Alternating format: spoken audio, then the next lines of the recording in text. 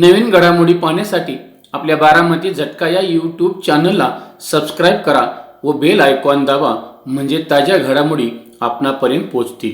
कणेर तालुका माळशिरस येथे कैलासवासी सुंदराबाई भानुदास चव्हाण यांच्या प्रथम पुण्यस्मरणानिमित्त सोमवार दिनांक 2/9/2024 रोजी कणेर नजीक चव्हाणवाडा येथे श्री विठू माऊली वारकरी शिक्षण संस्था दिघंचीचे संस्थापक अध्यक्ष हरिभक्त परायण राहुलजी महाराज फडतरे दिघंची यांचे सुश्राव्य कीर्तन संपन्न झाले.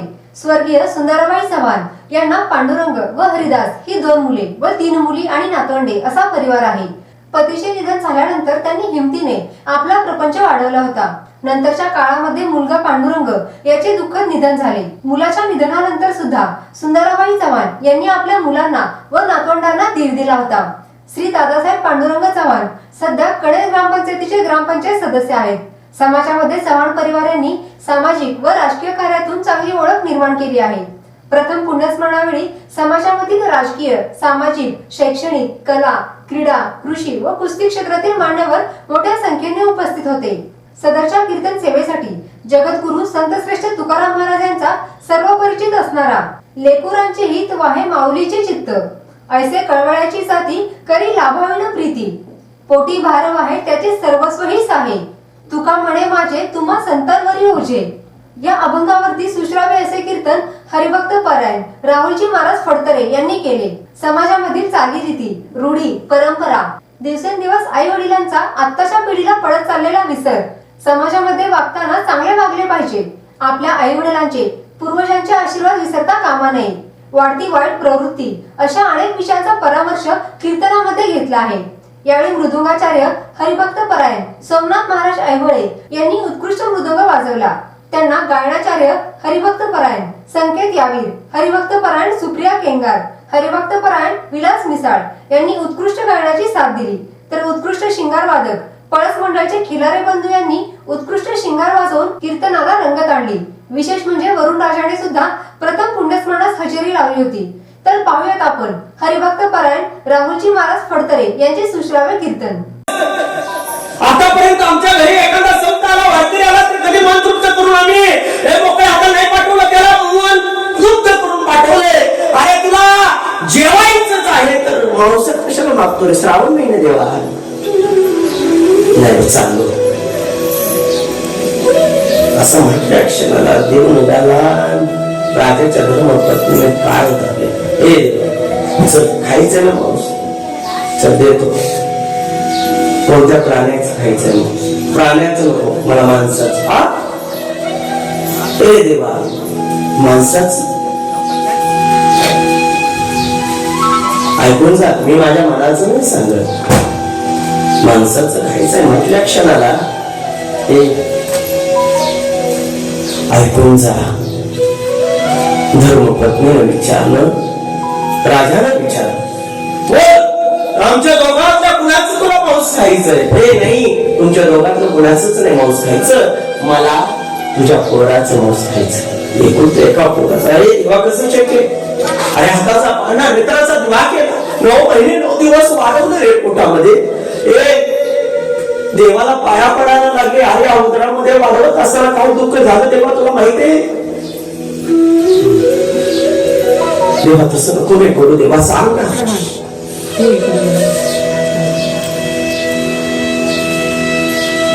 माझ्या लेकराचं नाही मिळणार रे मांस तुला.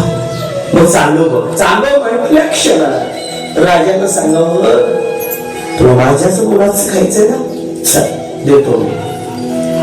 स्वतःच पोरग मारलं. ऐका रे, स्वतःच पोरग मारलं, देवाला मांस घालण्यासाठी जेवायला देव बसला. एक घास उचलता शकला. देवानं विचारलं, राजा तुला एखादा असून एखादी आपत्ती असेल रे तुला?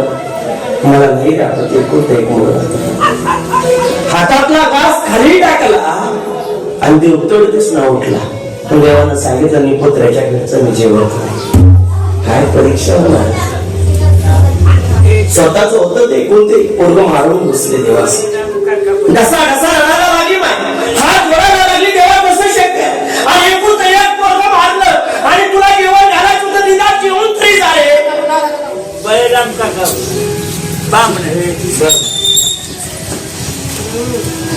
घसा घसा रडत असताना माई राजा रडत होता. ती पण माई होती, आई होती. आईने विचारलं, निपुत्र्याच्या घरचं खात नाही का तेव्हा तू? नाही खात. मग एक काम कर, अरे माझ्या पोटामध्ये 7 महिन्याचा गर्भ वाढतोय, आताच पोट भरते आणि त्या पोटातलं पाय तुला खायला देते. त्या आईनं सदैव देवाचा धावा लेकरांसाठी केला. पण तुम्ही आम्ही काय करतोय इकडे? नाही समजणार आईचं मत. देवाला समजलं. दिवाळीच्या क्षणाला नामदेवराय घरी गेले. आंघोळ करून पहिल्या दिवशी जगाच्या बापात गेला. देवा चल आंघोळ घालतो तुला. देव म्हटला, नामा तू आंघोळ घालतो खरं, पण तू आंघोळ करून आलास? मी आत्ताच आंघोळ करून आलो आईकडे. डसा डसा जगाचा बाप आईने रडला वेगळ्या. रडत असलेला बाप पाहिलं, जगाचा बाप नामदेवराय. नामदेवराय म्हणतो, काय होतो रे? हे जेव्हा काय अरे नामा, ज्याला हात नव्हता त्याला हाताचा आधार दिला, ज्याला पाय नव्हता त्याला पायाचा आधार दिला. जी मुलं बिना आई बापा संघ फिरत होती ते वारकरी संप्रदायाच्या माध्यमातून प्रत्येकाला बुद्ध्या होती. लेकरं मी सांभाळण्यासाठी बुद्ध्या दिली. पण आज मात्र मी पोरताय, आज मला माझ्या आईची आठवण आली गड्या. ढासा ढासा जगाचा बाप. ह्या चव्हाण कुटुंबातली माय गेल्यानंतर या चव्हाण कुटुंबाला किती झालं असेल? खरं सांगू का शिष्टमंडळी दादा, त्या जगाच्या पाठीवर माझ्यासाठी कीर्तन तुम्ही बरेच ऐकले असतील, पण माझं कीर्तन भावनिक असतं. पण काळजा लक्षात असतं कीर्तन असतं. मग महाराज तुम्हाला दुसरं जमत नाही? दुसरं जमतं ना, बघितलंय बाबांनी, सगळं जमतं. आमच्या भागात प्रतिनिधित्व म्हणून मला ओळखलं जातं. तर सांगू का, लोकांना आता गरजेचं आहे आई बाप नाहीतर ह्या जगात कोणी कोणाचं नाही आणि काय पडलंही नाही. आमच्यासारखे 5,000 कीर्तनकार दररोज ओरडून सांगता आईची सेवा करा, बापाची सेवा करा. कोणी ऐकत नाही, कोणी सांगितलं.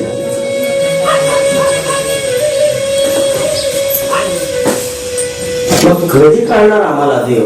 पण त्या आई रूपी असणाऱ्या त्या आईमध्ये आम्हाला देव कधी समजेल गाड्या? ज्या दिवशी तुमची माय निघून जाईल त्या दिवशी नाही समजणार. हा कारण सांगू का, माझ्यावरनं सांगतो, माझी माय निघताना माझ्यावर प्रेम करते ना. 25 लेकरांचा सांभाळ माहिती, अजून कशात काय नाही माझं. पण लढ म्हणते, पाठीवर थाप टाकते. आईची ताकद एवढ्या गळ्या. ऐकारे तरुण मंडळीनो, जगाच्या पाठीवर नाही, देवाला सदैव गुणी वाचली. पण बाप तर काय साधा ठेवणार आहे? बाप जगी आईचा बाप व्हावा, त्याचा वंश मुक्ती सजा. पोटा येता हारले पाप ज्ञान देव माई. बाप तर काय साधा नाही. मुलीतून बापाचं नातं असं केलं ना की बास, त्या नात्याला कोणीही जाऊन काही सांगू दे, नाती एकत्रच राहणार. तिथं बसलेला माझ्या माईने गेलं खरं दिसणार, डोळ्यात पाणी. वाटेवर बसलेला बाप, अंगणात दारात अंगणात खेळणारा नातू आपल्याला बघू द्या. आणि अंगणातल्या नातवानं म्हणावं, आत्या आली बघ, ती बापाला ऐकायला जावं. तर दिसणार बाप उठत, नाहीतर माझी लेक आहे. भागीरथी बाबतीत पण, भागीरथीच्या पण बाबतीत तेच घडलं. नांदायला गेलेली भागीरथी जगद्गुरु तुकोबाराय वैकुंठाला गेले, भागीरथी नांदायला गेली.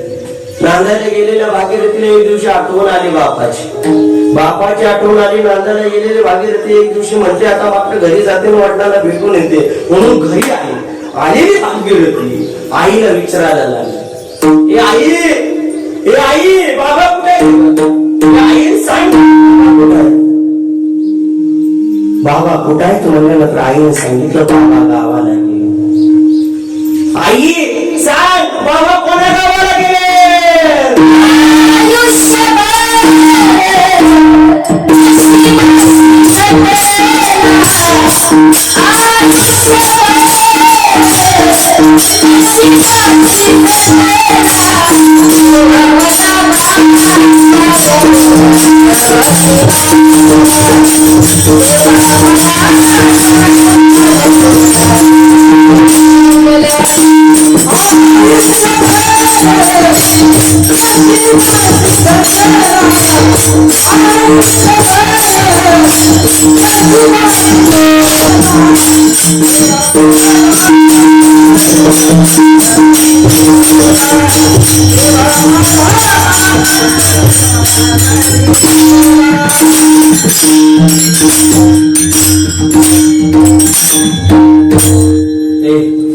बाप त्यावेळेस त्याला रंगरावाने वाटला, पण भाग्य ते हाक मारत होते बापाला.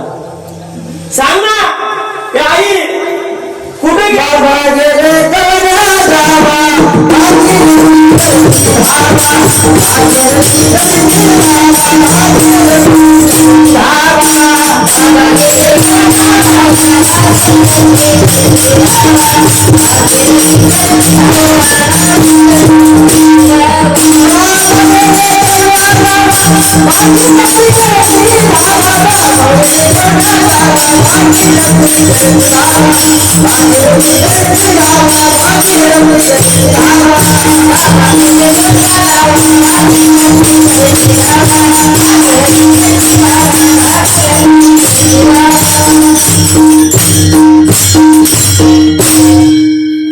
परफेक्ट झाला.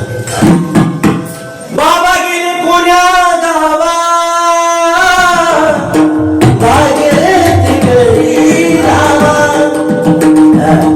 बाबा गेले पुण्या गावा. आई सांग ना बाबा कोणत्या गावाला गेले? बाबा अगं गावाला गेले. जगद्गुरु कोपऱ्याने मुलीसाठी यावं लागलं. एवढं मुलीचं बापाचं नातं आहे.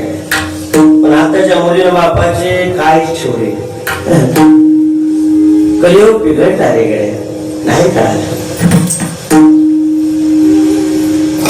आईचं बापाचं महत्व कळालं पाहिजे. सगळ्या कीर्तनात सांगतो, ऐकूनच जा. हा जी माई निघून गेली ना, देवाला विनंती करत होती, देवा आणि नितांत प्रेम करणारी माझी नातू आहे, नितांत प्रेम करणारी माझी मुलं आहे. थोडे दिवस तरी मला अजून दे देवा. कशा करता देवा लगेच घेऊन चालला. पण सांगू का, माने महाराज एवढा समाज पुढे आलाय कीर्तनाला. एवढ्या आईसाठी लोक तिथं जमा झाले. सगळे आईला मानणारी मित्र मंडळी आहे. आईला मानणारी सगळे पै पाहुणे भावकी आहेत. कुणाच्याही श्राद्धाच्या कीर्तनाला एवढं लवकर येत नाही बाबा. म्हणजे 100% या माईचं कुठंतरी कीर्ती माझ्या आहे. उत्तमची ओरे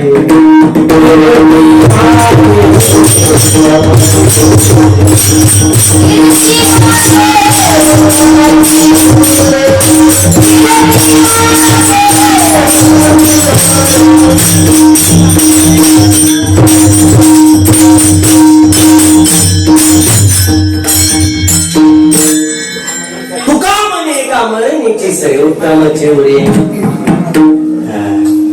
पावसामुळे तुमचं पण इसरायला लागलंय का काय विठाला?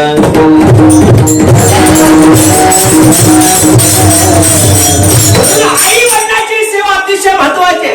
ऐका रे, 100 मुलांना एक माई सांभाळू शकते, पण एक सांभाळू शकते का? 100 मुलांना एक माई सांभाळू शकते का? नाही सांभाळू शकत. पण 100 मुलांना एक माई सांभाळू शकते. कलियुग आहे महाराष्ट्र. चला पुढे सांगून जातो, ऐका. 100 मुलांना जन्माला घालणारी एक सर्पी इटोळा मारून जंगलात बसली. अभंगाला स्पर्श करतो, ऐकून जा. आपण काय केलं पाहिजे आई करता, आपण कसं वागलं पाहिजे आई करता.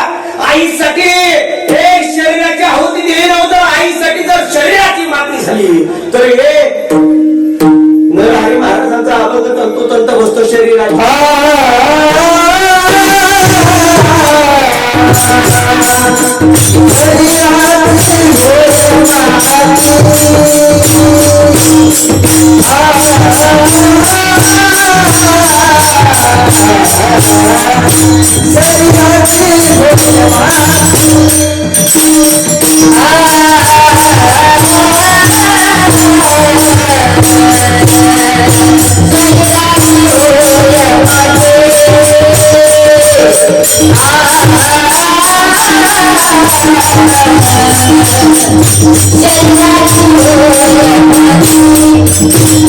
Oh,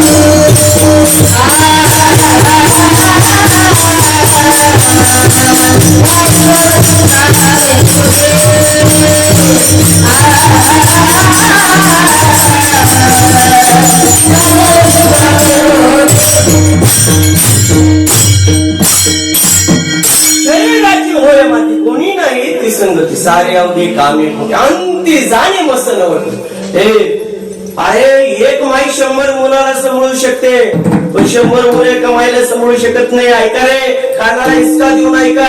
तिथं प्रत्येकाला माय असेल तर थोडं ऐका माझं. 29 वर्षाचं पोरग तुमच्या पायाला साथ घालून विनंती करताय. माय जर दारात असेल तर सांभाळण्याचा पूर्ण त्या मायला शेवटच्या क्षणापर्यंत सांभाळण्याचं काम आपलं आहे. आणि त्या मायनं आपण जन्माला आलोय, त्या मायनं कधी आपली गुन्हा नाही केली. एक बाई 100 मुलाला जन्माला घालू शकते. एक सरपी होती, जंगलामध्ये बसली होती, 100 मुलाला जन्माला घालू. बघता बघता बघता लेकरं पुढं खेळायला लागली. सरपीने सांगितलं, पिल्लानो बिंदास्त खेळा, कोणी येणार नाही तुम्हाला अडवणं. कुणी येणार नाही, आता तुम्हाला जन्माला घालतोय, बिंदास्त खेळा, मी या ठिकाणी आहे. कुणी तुम्हाला त्रास देणार नाही. 100 मुलं खेळत होती. आता मात्र सरपीन टोळा घालून बसली होती एका शिरावर. दगडावर बसलेली सरपीन बघत होती. आता मात्र ती सरपीनेला मनात आनंद झाला. 100 लेकरांना मी जन्माला घातलं, ऊस भाग्य झाली, मनापासून आनंद झाला. त्या लेकरांनी जन्माला घातलं खरं, ही मुलांना दुनिया दाखवली, आज ऊस धन्य झाली. 100 मुलांना जन्माला घातली माय एका दगडावर बसली होती, शिळावर बसली होती. आणि बसलेली शिळावरती माय आता मात्र त्या लेकरांकडे बघत होती. एक नजर पडली आणि नजर पडता क्षणाला ज्या जंगलातून आत येण्याचा मार्ग होता, त्या जंगलाच्या येण्याच्या मार्गाला आग लागली होती. अरे जशी आग लागली तसं सरपीनेला बघितलं, तसं त्या पिलांना हाक मारले. पिलांनो बिळाचा रे माझ्या राजानं, बिळाचा. आता मात्र ती पिल्ला म्हणायला लागली, नाही, आता तू सांगितलं होतं बिंदास्त खेळा, कोणी तुम्हाला हरवण्यासाठी येणार नाही. बिंदास्त आता ही दुनिया दाखवले, या पृथ्वीवर आनंदामध्ये जगा. माय बिळात कशा करता जाऊ, बिळात कशा करता जाऊ. इथं बसलेल्या तरुण मंडळीनं कानाला हिसका देऊन ऐका, अख्खा कीर्तन विसरला तर चालत, पण एवढं मात्र लक्षात ठेवून जा. 100 मुलं म्हणत होती, नाही, बिळात कशा करता जाऊ. आता मात्र ते माई सांगायला लागली, हात जोडते राजा तुमच्या पुढं, पाया पडते, पण बिळाचा माई बिळात कशा करता जाऊ, कशा करता बिळात जाऊ. अरे कोणत्या तरी चांडाला नाही या जंगलाला आग लावली. अरे तुम्ही जळून खात होता राजानो, बिळात जा. आता जन्माला घातलं, आता दुनिया बघितले, ही माय विनंती करते, जाना बिळात. एक सरपीण आली. सरपिणीचं पिल्लू एक पुढं आलं. सरपिणीला विचारायला लागलं, आय तू आता म्हणलीस ना बिळात जा, आम्ही जाईल बिळात, पण तुझं कसं, माझं कसं, पिकलं पान कधी पडून पडेल. माय तसं का बोलते, चल ना तू पण बिळात. बघता बघता एक पिल्लू पुढे सरकलं, दुसरंही सरक, तिसरंही सरकलं. 100 पोळं पुढे आली, 100 पिलं पुढे आली. माया सांगायला लागली, चला मिळाल, चला मिळाल. अरे पिकलं पान कधी गळून पडेल, आता जन्माला घातलंय, आणि आता मला सरकट जाता येणार नाही, कमरेमध्ये ताकद नाही. माय आम्ही कशाच्या कामा करताय, आम्ही तू 100 मुलाला जन्माला घालू शकते, पण ही 100 मुलं एका माईला वाचू शकत नाहीत का?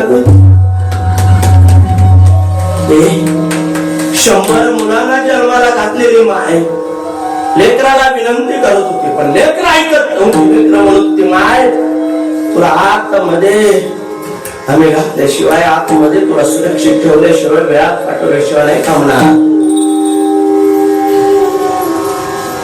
लेकरांना करत असणारी सगळी डसा डसा रडायला लागली लेकरांना. ए माय नाही ग, आई वाचली पाहिजे. बघता बघता 100 पुढे आली, पिल्लं पुढे आली, त्या माईला उचललं, बिळात घातलं, अग्नीचा कलर वाढायला लागला. ए आजची सर्पी म्हणायला लागली, ए पिल्लांनो बिळात या, अग्नीचा कलर वाढायला लागला. या ना लेकरांनो बिळात, या ना बिळात, अग्नीचा कलर आता मात्र ते 100 मुलांच्या अंगावर पडला. 100 मुलं जळून राख झाली.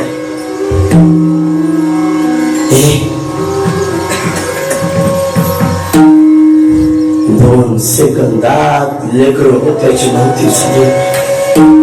सर्पिन बाहेर आली आणि हात मारायला लागली. आई, ए पिलानो, ए माझ्या राजानो, कुणीतरी आई म्हणा, कुणीतरी हात मारा.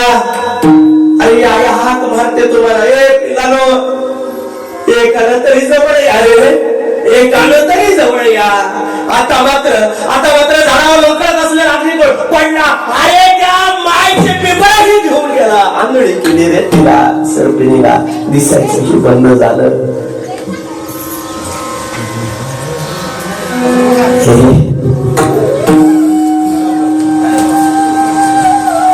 आता मात्र वाय हाक मारत होते, पिलानो याला कोणीतरी एकदाच माय म्हणून कवटाळून मिठी मारा ना. पण जणू घाग झाली होती लेकर. अरे आईला वाचवण्यासाठी जर लेकर मरत असतील आणि मेलेल्या लेकरांना जरी माय हाक मारत असेल, अभंगाचं पहिलं चरण सांगतो.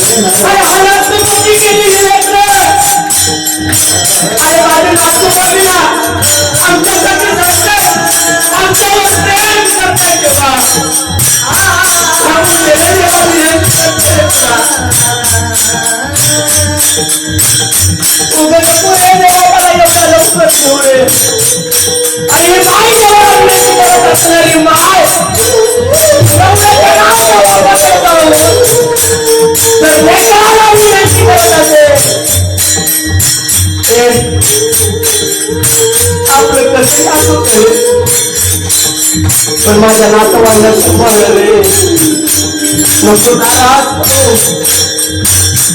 आले डोळ्यात पाणी तर ऐकूनच नाही करा. आई आई म्हणजे आई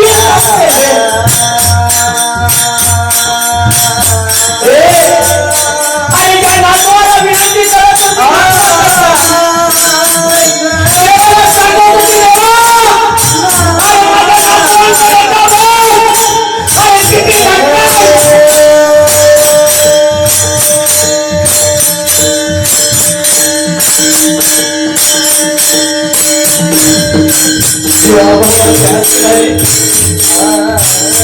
माझी मुलगी हे देवा त्या मुलीला सोडून जाऊ नाही वाटत कसं येऊ जाऊ दे देवा चांगले वाचून कसं सोडून जाऊ आणि सगळ्या ही तुम्हाला हे पाय मला विनंती करते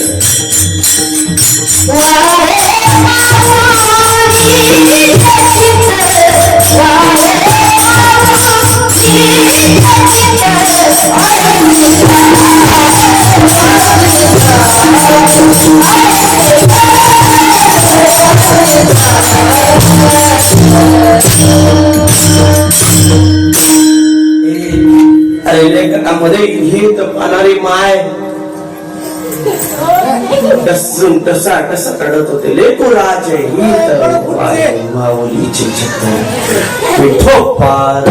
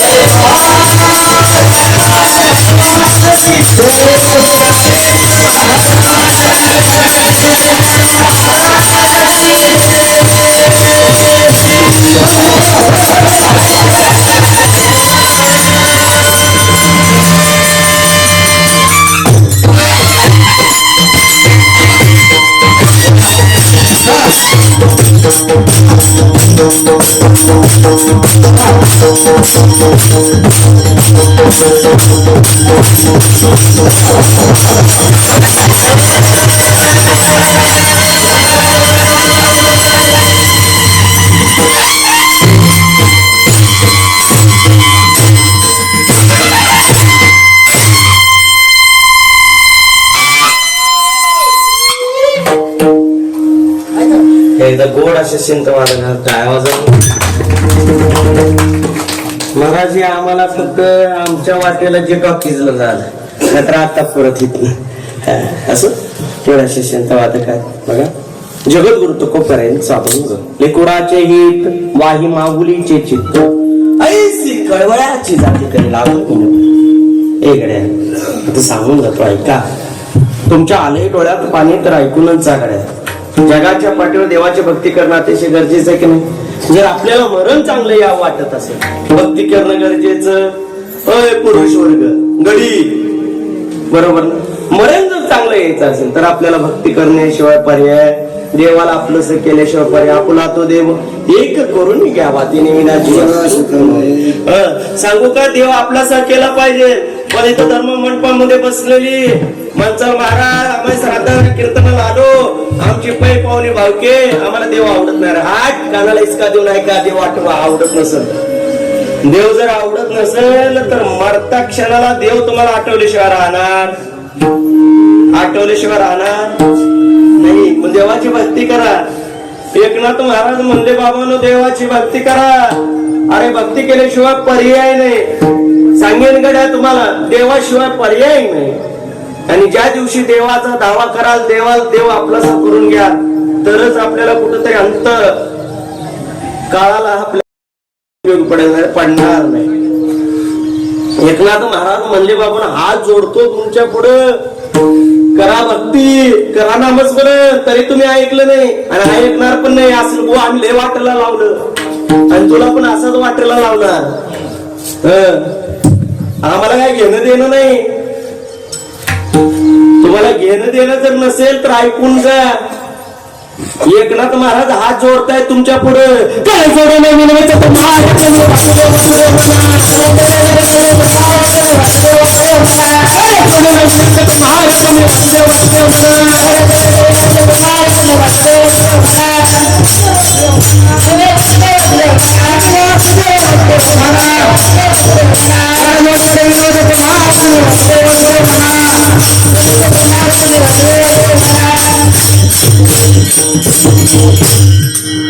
कर जोडून विनवी तुम्हाला तुम्ही तुम्ही नका. पण तुम्ही नका ऐकू आमचा. नका नका नाही नका तुम्ही ऐकून कुठं कोणाचं चांगलं झालंय. माने महाराज आम्ही मरतो तुमच्या पुढे. कीर्तनाच्या माध्यमातून देवाची भक्ती करा. देवा बाबतीत तुम्ही ऐकणार राहिलेत कमी टाईम. एक तर कीर्तन इथं पावसामुळे लेट उभा आहे. तुम्ही मला तोंडानं बोला नाही तर मी घरी जाईल.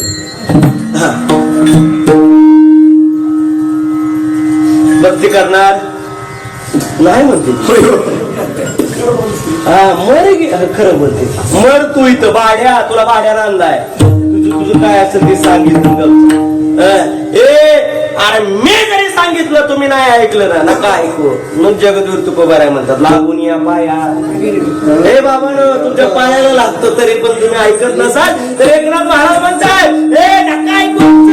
पण तुम्हाला सांगू अंतकाळाच्या क्षणाला काय येणार आणि घेऊन जाणार तिथं कुणीच वाचवायला नसणार. हे जरी नाही काल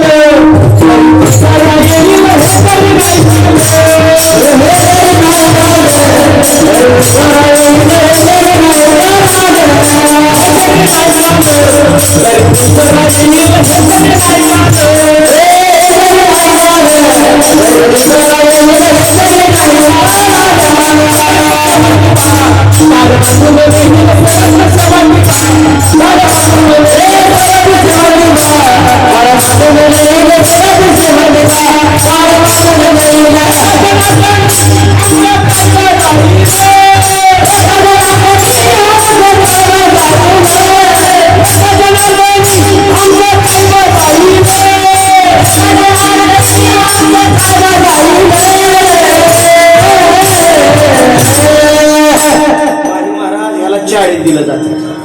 एवढं ऐकायला किती दिलं जाते? 40,000. आम्हाला पण जमतंय ना. तुम्ही जर हे जर नाही ऐकलं ना काय होईल माहित आहे का?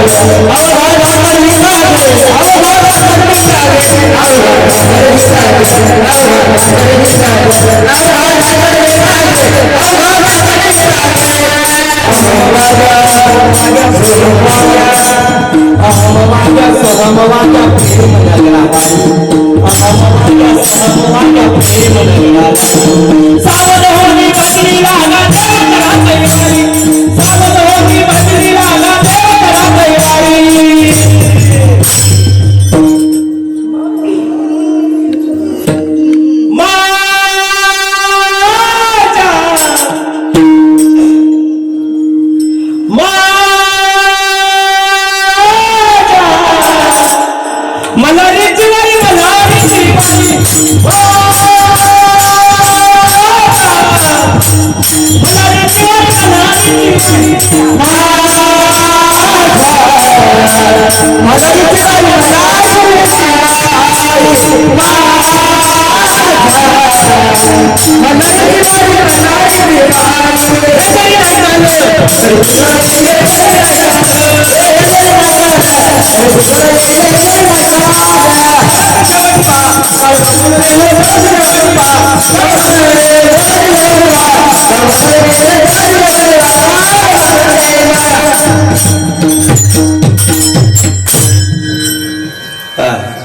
शेवटच्या क्षणाला काळ बांधल्याशिवाय राहणार नाही गड्या. म्हणून जाता जाता एवढं सांगेन, 10 मिनिटं माझ्याकडे राहिलेत. 12 वाजून 5 मिनिटांनी कीर्तन फेस्टिवलला पूर्ण विराम देणार आहे. ऐका रे गड्या, जगद्गुरु तुकोबाराय म्हणताय, हे बाबांनो देवाची भक्ती करा. एकनाथ महाराज म्हणताय, अरे काळ येईल घेऊन जाईल, तुम्हाला परत कोणी वाचवणार नाही. जोपर्यंत 3.5 हाताच्या देहामध्ये राम आहे ना, तोपर्यंत देवाची भक्ती करा, तोपर्यंत देवाच्या पाठीमागे लागा. अरे म्हातारा झाला म्हणून देवाच्या पाठीमागे पळू नका. कारुण्यपणी कीर्तन भजन ऐकलं पाहिजे, नाहीतर परत काय उपयोग नाही. मित्र असं म्हणतो, या जगाच्या पाठीवर जोपर्यंत आपल्या शरीरात राम आहे ना, तेव्हापर्यंत देवाची भक्ती करा, पंढरपूरची वारी करा, आई बापांना सांभाळा. या जगात परत तुम्हाला काहीच कमी पडणार नाही. तुम्हाला देण्याच्या यादीमध्ये देव बसवेल, घेण्याच्या यादीमध्ये नाही. म्हणून जाता जाता एवढं सांगून जातो बघा. ऐका, कुठंतरी देवाचं नामस्मरण करा, कुठंतरी देवाची भक्ती करा. जगद्गुरु तुकोबरायांनी सांगितलं, आईचं महत्व लेकुराचे होतं, वाही माऊलीच्या चिताईसी कळवळ्याची जाती. ज्या माय माऊलीनं 9 महिने 9 दिवस पाडासारखं पोटामध्ये जपलं ना, पोटी बार वाही त्याचे सर्वस्व आहे. अरे या पोटातल्या बाळा करता माईनं सगळं सर्वस्व वाहून घेतलं, सर्वस्व सगळं त्या मुलाला अर्पण केलं ना, त्या मायला मात्र विसरू नका गड्या. म्हणून जाता जाता एवढं सांगतो, एवढं सगळं झालं ना महाराज, आम्ही एवढंच करेन. तू का म्हणे माझे तुम्हाला हे देवा, आता मात्र मी ओझं टाकतोय तुझ्यावर. पण ओझं कशा करता टाकतोय, ओझं काय म्हणून टाकतोय? ज्या वेळेस ओझं ह्याच्या करता टाकलं, 5 मिनिटांमध्ये भावनिक करून सोडतो, कीर्तन सेवेला पूर्ण विराम देतो. हे तुका म्हणे माझे तुम्हाला संतावरी ओझे. ज्यावेळी विठ्ठल पंत रुक्मिणी माता ज्या वेळेस माझ्या ज्ञान दादाला मुक्ताईना सोपानाला आणि निवृत्ती दादाला सोडून गेले ना, त्या क्षणाला जगद्गुरु तुकोबरायांनी पाहिलं होतं, जगद्गुरु तुकोबरायांना कळालं होतं. म्हणून त्यावेळेस त्या क्षणाला सांगितलं, त्यावेळेस विश्व माऊलींना सोडून ज्यावेळेस माय निघून गेली ना गड्या, ज्यावेळेस निवृत्ती दादाला सोडून गेली ना, सोपान काकाला सोडून गेली ना, माझ्या मुक्ताईला सोडून गेली ना, त्यावेळेस जे दुःख झालं ते दुःख नाही विसरू शकत. आज जरी आळंदीमध्ये गेला, आज जरी माझ्या विश्व माऊलींकडे गेला ना, त्या माऊलींच्या समाधी पुढे आपण बसून घसा घसा रडतो, माऊलींना दुःख सांगतो. पण माझ्या माऊलीला माझ्या घरी मागून कुणीच दिली नाही आनंदीमध्ये. विठ्ठल पंत रुक्मिणी माताला पाहता क्षणी लोक म्हणायची, आली रे संन्याशी, आली रे संन्याशी. आणि त्यांची मुलं गावात मोकळे फिरत आहेत. वाईट वाटत होत. विठ्ठल पंत रुक्मिणी माता एक दिवशी संध्याकाळी बसली आणि बसलेली विठ्ठल पंत रुक्मिणी मातेला म्हणतात, ऐक ना ग, आता या गावातली सगळीच लोक आपल्याला नावं ठेवतायत, आम्हाला नावं ठेवू दे, आपल्याला नावं ठेवू दे, यात काही नाही बदल. पण सांगू का, माझी लेकरं जरी माझं घरी मागायला गेली, गावात जरी गेली ना, आळंदीमध्ये जरी गेली ना, तर लोक म्हणतात एका संन्याशाची कार्टी. सण नाही होत, कोणत्या आई बापाला सण होणार? विठ्ठल पंत रुक्मिणी मातेला विचारतायत, हे रुक्मिणी ऐक ना, आता आपण हे जग सोडून जाऊ. रुक्मिणी मातेच्या डोळ्यातलं पाणी खळत दिसला गालावर आनंद. रुक्मिणी माता म्हणते, कसं शक्य आहे? सोपान आपला निवृत्ती दादा, ज्ञान दादा, मुक्ती यांना सोडून जायचं म्हणतात तर नाही मला जमणार. विठ्ठल पंत म्हणताय, आपल्या डोळ्यात एकच जर यांचा छळ होत असेल तर मला नाही सर होणार. आता मात्र ठरलं, आता मात्र झालं, आता मात्र कळालं, आता मात्र आपण संध्याकाळी निम्या रात्री निघून जायचं. विठ्ठल पंत रुक्मिणी मातेचं ठरलं. रुक्मिणी मातेनं मुक्ताईला हाक मारली, मुक्ते तुला काय खायचंय घास? निवृत्ती दादा तुला काय खायचंय रे दादा? सोपाना, ज्ञान दादा तुला काय? आई असं काय विचारते घास? आम्हाला सोडून नाही बा सोडून जाणार, पण तुला काय खायचं सांग ना. तर माझ्या मुक्ताईनं सांगावं, मला मांड्या खायच्यात आज, मांड्यांचं जेवण करावं आणि लेकराला झोपवावं. विठ्ठल पंतांनी पुढे यावं, रुक्मिणी मातेच्या गळ्यात पडावं. रुक्मिणी 4 लेकरांना जन्माला घालत असताना काय दुःख झालं तुला माहित आहे का ग? पण बघ ना माझी मुक्ती कशी सुटली रे. त्या मुक्तीला सोडून जायचं म्हटलं ना नाही जमणार.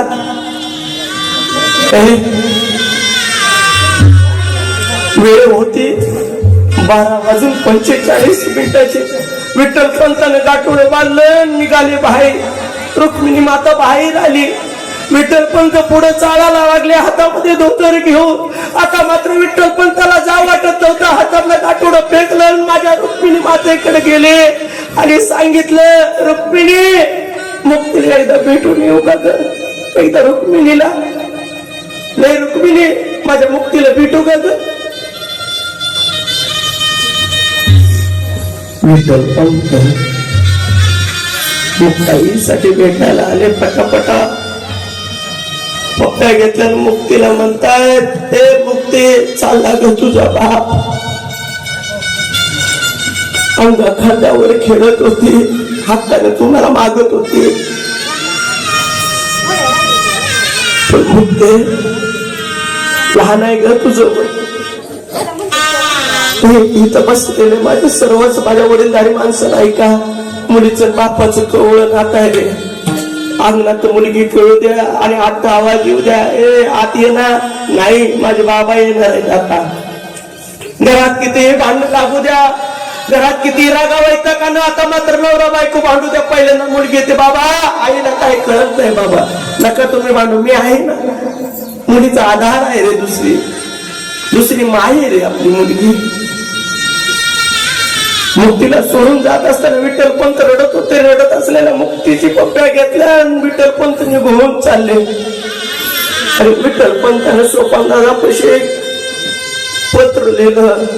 सोपाना सोडून चाललोय आम्हीला माझ्या मुक्तीचा माय म्हणून सांभाळ माय म्हणून आता सांभाळ कर रे.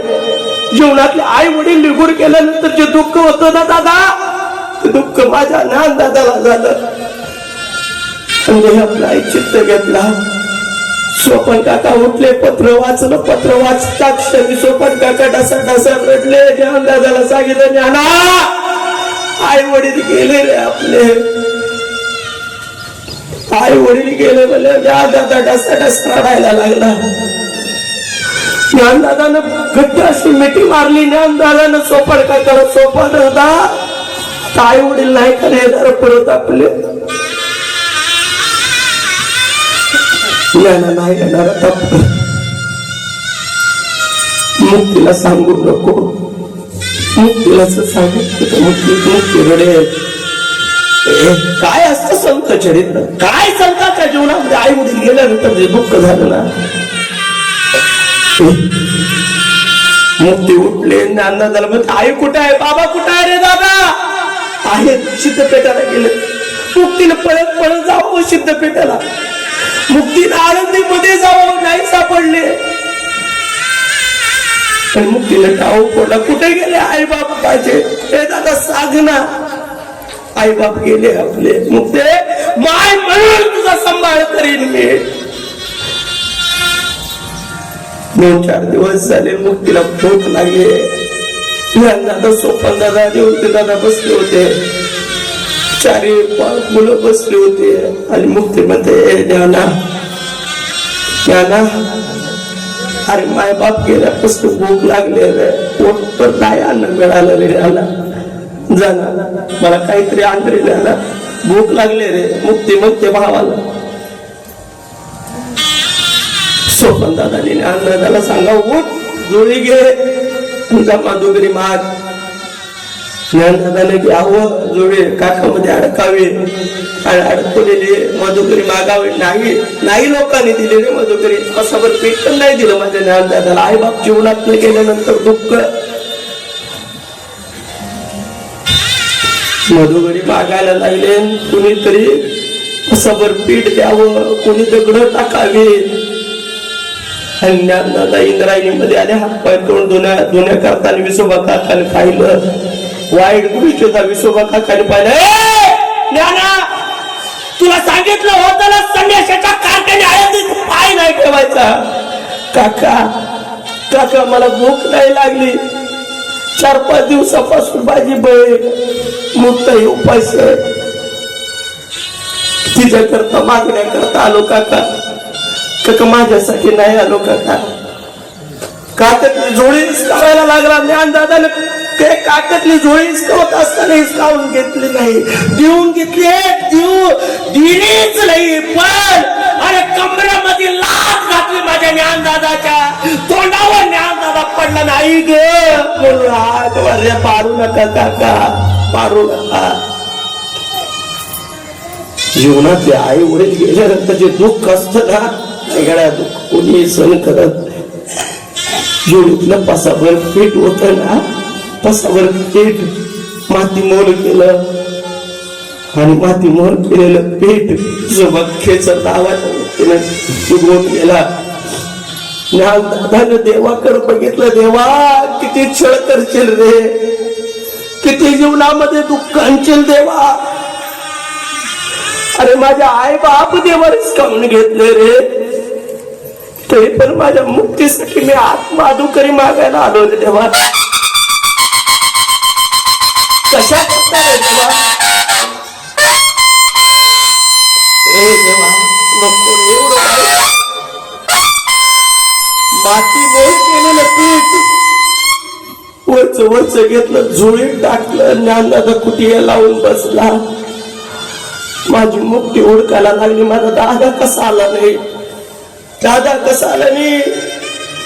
आत मध्ये कुटिया लावून बसलेला ज्ञानदादा डसा रडायला लागलाय. मुक्ती म्हणते, दादा विश्वभकाने मारलं का रे तुला?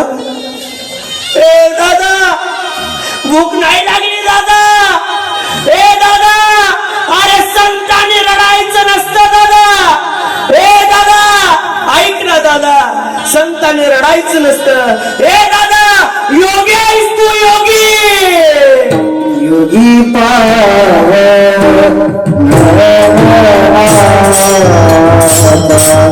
योगी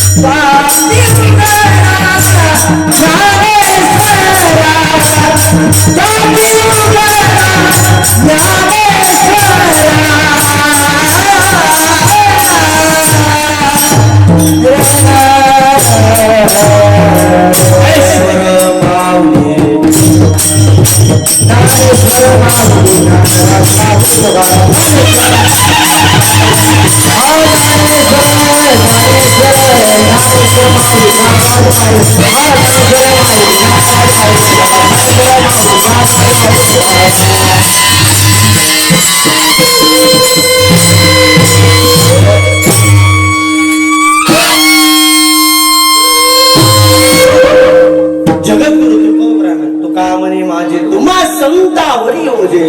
जगद्गुरु तुकोबरांनी जीवनामध्ये ज्यावेळेस ज्ञानदादाच्या जीवनामधला प्रसंग सांगितला ना, त्यावेळेस सांगितलं हे सगळं संतावर ठेवा.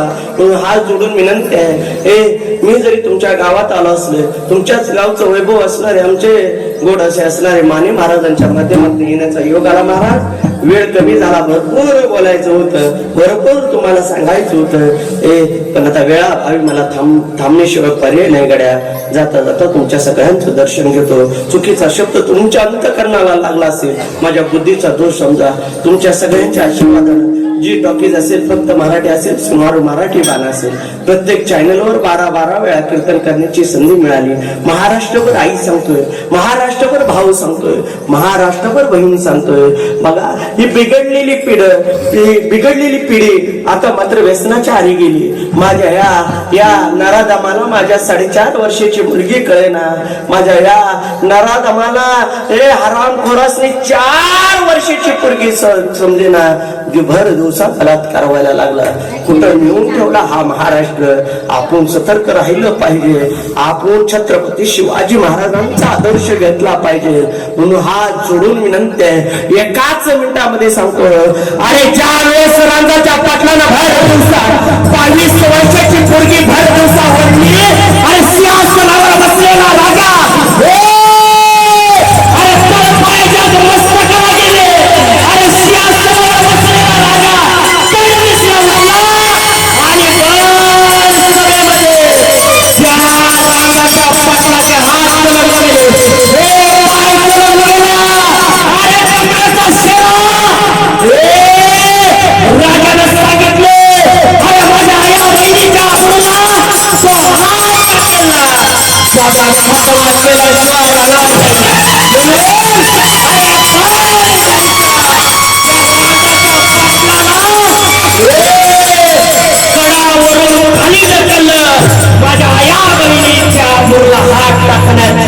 ही अवस्था त्याला फाशीची शिक्षा, ज्या राजानं जी शिक्षा सोपवली, जी राजानं जे न्याय घालून दिला होता ना, हे प्रशासनाला या राहुल महाराजांचं एक आव्हान आहे. खरं जर तुम्ही प्रशासन मानत असाल, खरं जर वाघाचं कातडं घालून अंगावर फिरत असाल, माझ्या आया बहिणीवर वाईट नजरेने टाकणारा त्या नराधमाला तुमच्याकडनं जमते का नाही तरी बघा. नाही जमलं, एकदाच वार करायच्या हातात नराधम द्या. भारत छत्रपती शिवाजी महाराजांसारखा चौकामध्ये त्याला फाशी दिल्याशिवाय राहणार.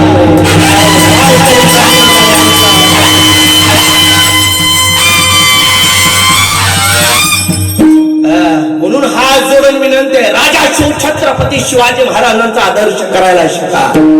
आणि आया बहिणीनं तुम्ही छत्रपती शिवाजी महाराजांसारखा पुत्र जन्माला घालू शकता, तर असले हे अक्षय सारख्या नराधमाचा तुम्ही खतमा करू शकत नाही. करू शकणार का नाही? ऐका रे ऐका, झाशीची राणी बनायचं, अहिल्याबाई होळकर बनायचं, माझी सावित्रीबाई फुले बनायचं. अरे ऐका ऐका, ज्या छत्रपती शिवाजी महाराजांना जन्माला घालण्यासाठी माँसाहेब जिजाऊने हातामध्ये तलवार घेतली आणि तलवारीला एका धारानं बघितलं, एका डोळ्यानं धार बघितली आणि आई तुळजा भवानीला सांगितली, जसं या तलवारीला धार आहे ना, ती धारेसारखा पुत्र माझ्या जन्माला महाराष्ट्रभर आज नाव घेतोय. महाराष्ट्रात एक मंदिर नाही माझ्या राजांचं, पण जे काय एकजुटीने हिंदू धर्म वाचला पाहिजे, एकजुटीने आपण आपल्या आया बहिणीवर लक्ष दिलं पाहिजे. या असल्या हे बदलापूर मध्ये घडलेल्या त्या अक्षय नराधमासारख्या माणसाचा भर दिवसा त्याला सुळावर चढवलं पाहिजे, फास लावून मारलं पाहिजे. ही फक्त हिंदू धर्म करू शकतो, ही फक्त हिंदू धर्म करू शकतो. बाकीच्या कुणाच्याही मनगटात दम नाही, ही फक्त माझा हिंदू धर्मच करू शकतो. म्हणून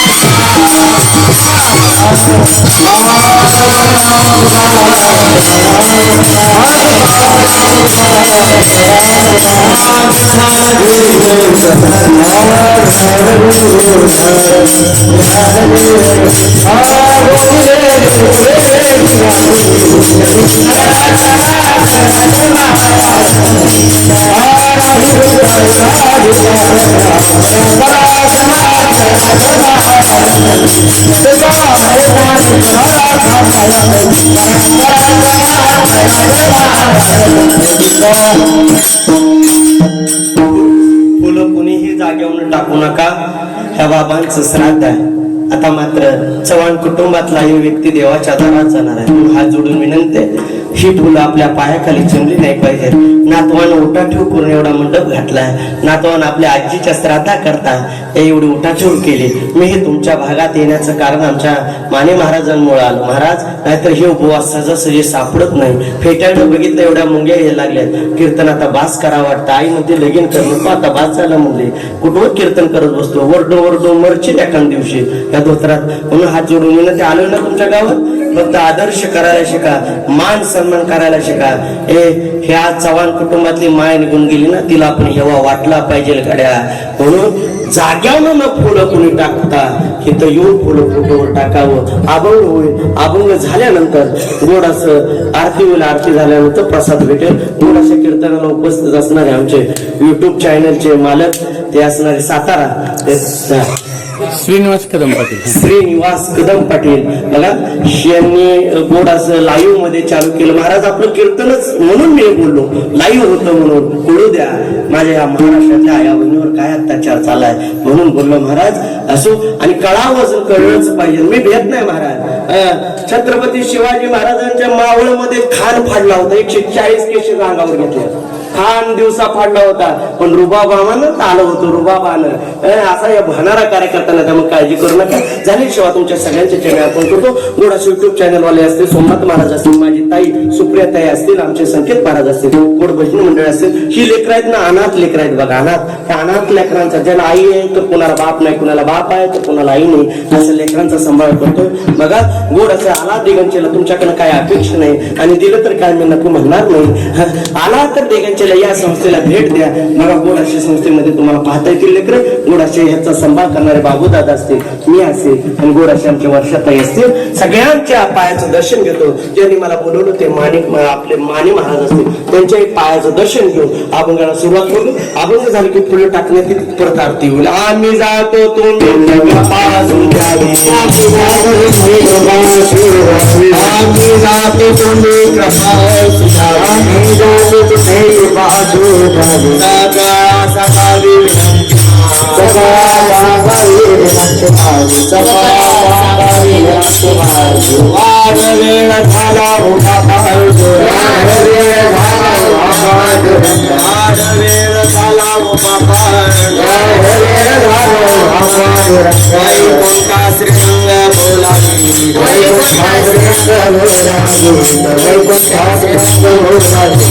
अंतकाळी विठू आम्हासी पावला. अंतकाळी विठू आम्हासी पावला.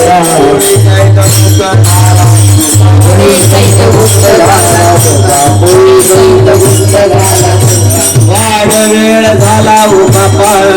वाढ वेळ झाला उभा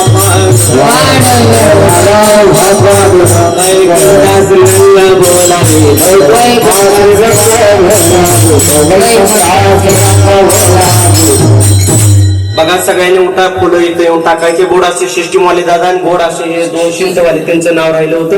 माफी असावी. खिलारी महाराज हे शिंतवाला बाजार करतात. एकदा गोड टाळ्या वाजवा.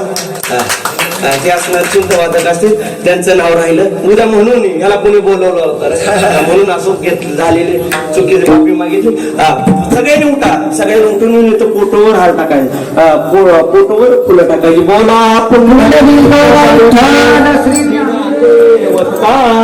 पंढरनाथ भगवान की जय.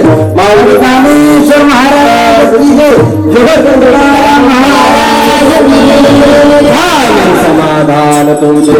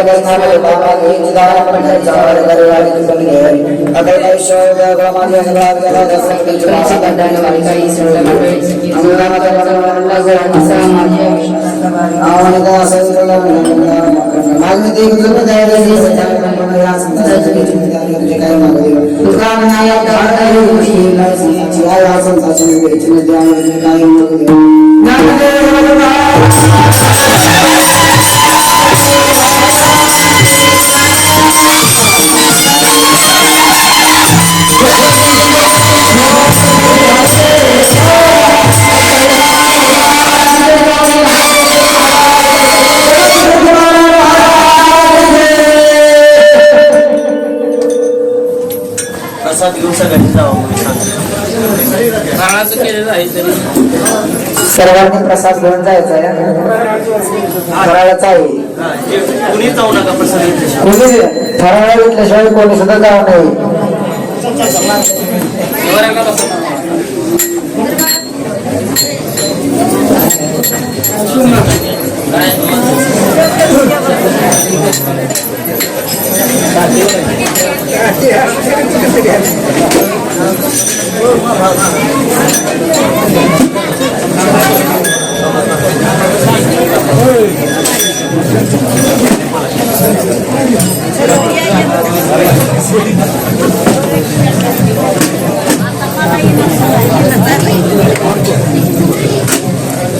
शैक्षणिक, राजकीय, क्रीडा, आरोग्य, कृषी, सहकार अशा अनेक प्रकारच्या चळवळींमध्ये आधारस्तंभ ठरलेला बारामती झटका या वेब पोर्टलचा 6वा वर्धापन दिन साजरा होत आहे.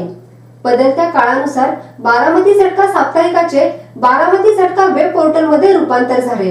अल्पावधीतच साता समुद्रापलीकडे पोहोचलेल्या या वेब पोर्टल वाचकांची संख्या 2,25,00,000 गेली आहे. तसेच बारामती झटका युट्यूब चॅनल पाहणाऱ्या प्रेक्षकांची संख्या 1,10,00,000 पर्यंत पोहोचली असून 53,000 सभासदांनी चॅनल सबस्क्राईब केला आहे. आजपर्यंत साप्ताहिक न्यूज पोर्टल व युट्यूब चॅनलला आपण सर्व प्रेक्षकांनी सहकार्य केले त्याबद्दल मनापासून धन्यवाद. बारामती झटका वेब पोर्टलच्या 6व्या वर्धापन दिनानिमित्त आपण आपली वैयक्तिक, संस्थेची, फार्मची तसेच कंपनीची जाहिरात देऊन सहकार्य करावे. आपल्या सहकार्याची आवश्यकता आहे. नवीन तंत्रज्ञानाचा वापर करून ग्रामीण भागातील जनतेपर्यंत पोहोचून जनतेच्या अडीअडचणी सोडवण्याचा प्रयत्न नेहमीच करणार आहे.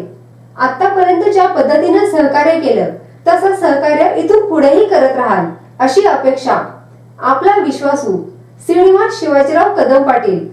Mobile number 98 50 10 49 14 97 66 70 35 14.